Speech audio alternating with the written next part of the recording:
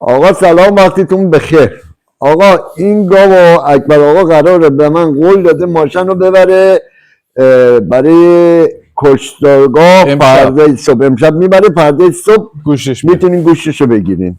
حالا ببینم برنامه‌تون چیه، نقشتون چیه، پیر جوون این برای فردا صبح. اکبر آقا جان بسم الله. حتی بخونم مثل چی که بکنیم. تی جون کابرزار پلنگ و خاده خشخوری کای دل چیغم و خاده